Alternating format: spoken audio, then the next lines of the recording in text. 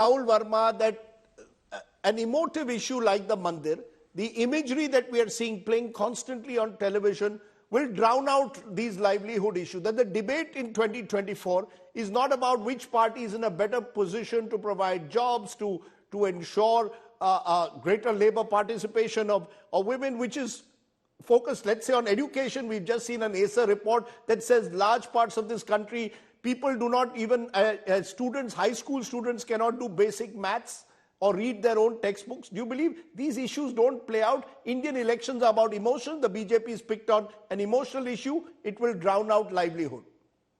Rajdeep, I think in most part of the world, most elections are swayed by emotive appeals and passion. Should that happen? I don't think so, but this is true about most places. Even in 2019, if you look two questions separately, which is the question on economic anxiety, people did display a sense of anxiety on the questions of price rise, unemployment, inequality. But the Pulwama and Balakot in some ways sort of like took away those economic concerns for a moment, right? This is what is in classic sort of like literature would be known as rally round the flag effect, that if there is a national security concerns, other concerns are going to downplay in voters' mind while they are going to vote. Something similar might happen even in this election.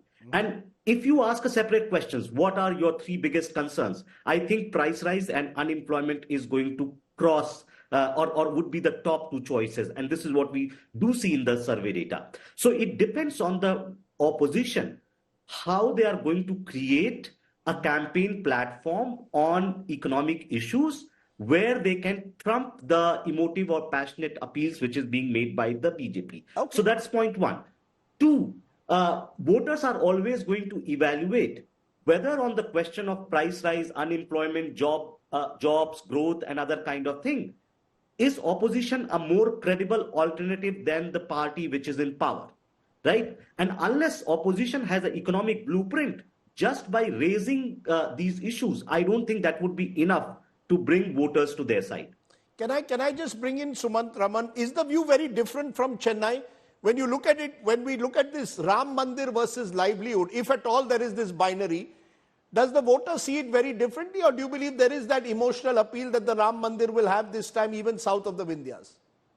No, apart from parts of Karnataka, I cannot see the Ram Mandir having a massive appeal in terms of a vote-catching issue in the south.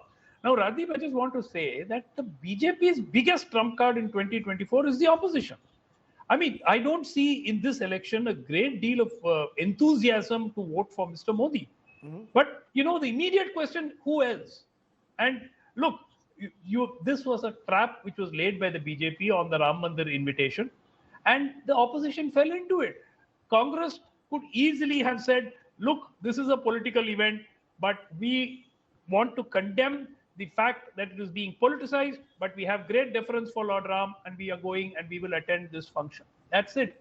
And let's look at it. Their Karnataka government announces special pujas in 3,000 temples. The UP Congress leaders queue up and in front of the cameras to take a dip in the Sarayu River. Supriya Srinath is sitting in Ayodhya.